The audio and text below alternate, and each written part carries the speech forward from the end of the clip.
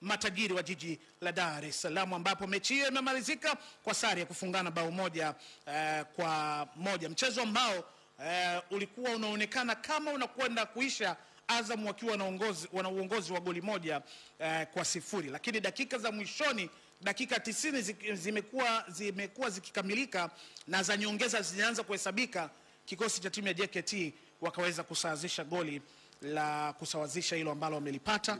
Kwa hivyo Paul Peter, ambapo lile la Faisal lile la Azam limefungwa na Faisal Salum kabisa. Na nilikuwa na uangalia mchezo tangu mwanzo, nilikuwa naona kabisa ni mechi ngumu sana, mechi ngumu kwa timu zote mbili. Na hata mzee wangu unakumbuka muda ule unafika pale unaniuliza na kwambia bwana, mechi yao nasawazisha kama uone hizo dalili, kwa sababu nilikuwa naona the way ambavyo JKT walikuwa wanalazimisha kupushi kuweza kusawazisha bao hilo, na hata goli ambalo walilofunga Azam ni goli ambalo lilikuwa mistake ya walinzi wa JKT. Kabla ya pale kuna goli ambalo walifungwa, sema lilikuwa offside, hivyo uzembe wa mabeki wakachoma wakaweza kufungwa, lakini lilikuwa ni offside. Ile ikaja tena nyingine. Kwa hiyo kulikuwa pia kuna kupoteza umakini kwa walinzi wa JKT hadi ndo akasababisha Faisal Salum kuweza kuwafunga goli la kwanza. Na hata goli pia ambalo wamesawazisha Azam lilikuwa tena ni uzembe wa mabeki wa Azam, kwa sababu Paul Peter amepiga free header katikati ya msitu, beki mmoja mbele, beki mmoja nyuma. Sasa na mara nyingi watu wataalamu wa mambo wanakuambia goli la kichwa rahisi, wewe striker kaa katikati ya mabeki. Okay. Yani wakiwa mabeki wale 4 na 5 au hata beki wote ilmadi wakiwa wawili, kaa katikati yao utawafunga, kwa sababu yule wa mbele anaweza akaruka kivivu akiamini nyuma yupo mwenzangu, na yule wa nyuma anaamini yule wa mbele mwenzangu ataokoa. Kwa hiyo ukipita tu wewe unakuwa rahisi kufunga. Na Paul Peter ni mzuri sana kwenye nafasi. Yani Paul Peter ni moja wa washambuliaji tuliokuwa nao kwenye nchi yetu bora sana. Nafikiri bado watu wengi hawajamstukia kwamba huyu ni hazina baadaye, ila mimi uzuri Paul Peter na namfahamu. Lakini alikuwa na majeraha sana. Namfahamu, aliwahi kupita hapo Azam kwenye timu za vijana. Amewahi pia kupita huko Dodoma Jiji na baadhi ya timu KMC pia kuna nyakati aliwahi kupita. Kwa hiyo ni bonge moja la mshambuliaji ambaye tunao nchini kwetu, ambaye wakati mimi naamini kwa Paul Peter ni issue ya wakati tu, lakini Paul Peter ni mtu ambaye kwenye kila mechi anaocheza anataka kufunga, na leo amefunga bonge moja la goli, kwa sababu ukiangalia kimo chake na Fuentes Mendoza pamoja na Yolo Diaby, yeye ni mfupi kuliko watu wale wote, lakini yeye ameenda hewani zaidi. Ameweza kupata target yenyewe kwanza pale, pia kichwa chenye pesi. Ni ngumu sana kupata hivyo vyote. Na leo mwalimu Florai Benge amekaribishwa kwenye ligi ya Tanzania. Watu wamemwambia bwana Florai Benge, karibu, hii ndio Tanzania. Ndio. Hii ndio ligi ya Tanzania. Na yeye Florai uzuri kapigwa kwenye moja ya viwanja bora kabisa. Hamna kisingizio, hamna jua. Vipi naye aondoke au? No, hamna jua kali pale. Hamna sijui nyasi sijui zinafanya nini. Na kuuliza na yeye aondoke? Hamna, Ibenge bado. Sasa kwa nini huku watu wanataka aondoke? Kwa Roman Roma ni watu sababu yao sio ya draw. Yani ile draw ya jana watu ni wametafutia sababu tu. Yanga wenyewe wanachokwambia timu yake haichezi vizuri. Yani wanaona kabisa kama wataishi kwa mashaka sana, ndo kama yale ambayo yametokea jana. Sawa. Kwa hivyo Azam naye amedondosha 2 leo. Amedondosha kwa maana alama mbili. Na JKT Tanzania amedondosha alama 2. Kwa msimamo ambao tuko nao kwa paka tangu ile mechi ya jana, ukiangalia utaona bado sasa Singida anayo nafasi ya kuwa anaongoza ligi mpaka hivi sasa.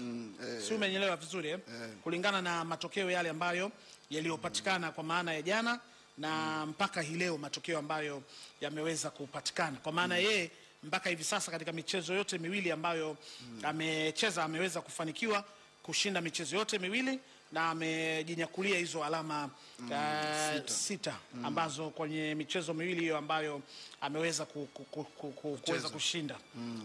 Kwa hivyo utaona msimamo Singida iko pale alama 6, alafu nafasi ya pili sasa kwa sababu leo yuko JKT.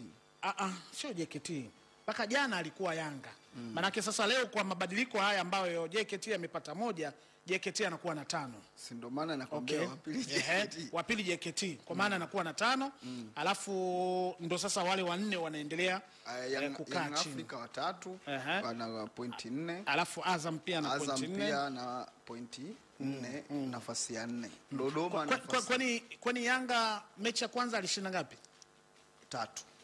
Mechi ya pili bila. Azam mechi ya kwanza ameshinda 2. Na hii leo goli moja. Kwa hiyo wamefungana magoli hao. Okay, kwa hiyo nani atatangulia pale? Obvious Yanga. Azam sikafungwa goli moja. Yanga hajafungwa. Sawa. Okay. Lakini wote wana magoli 3. Sawa. Kwa hivyo na kuendelea huko chini. Kabisa. Okay. Wekundu wa Msimbazi Simba wanaingia dimbani kwa hivi sasa, Salum Ndolela. Na kikosi tayari kimeshatolewa. Pengine tuangalie namna ambavyo kikosi hichi cha leo kinachoenda kuanza kwa Wekundu wa Msimbazi Simba. Yuko Yakub golini pale, Kapombe, Mlingo, yuko Chamo, yuko Derok, Kagoma, Mpanzu, Kante, Mukwala, Morris na Mutale. Hawa ndio wanaounda first 11 cha Wekundu wa Msimbazi Simba. Kwenye benchi yuko Abel, Duchu, Nabi, Nangu, Semfuko, Kibu, Mwalimu, Soa, Ahua, Mayama. Hao ndio wako kwenye benchi. Kuna mabadiliko? Kuna mabadiliko kwa Steve Dese Mukwala. Mechi iliyopita alianza Jonathan Soa. Kuna mabadiliko eneo la Jan Charles Ahua, ambapo nafasi yake ameingia Mutale. Joshua Mutale. Hizo ndo sehemu ambazo Morris Abraham sasa ameshajihakikishia namba. Morris mechi ya 3 hiyo, mechi ya pili anaanza. Sawa, tukirudi tutaichambua hiyo mechi kwa ufupi ili tuangalie namna ambavyo inavyokwenda kipindi cha kwanza.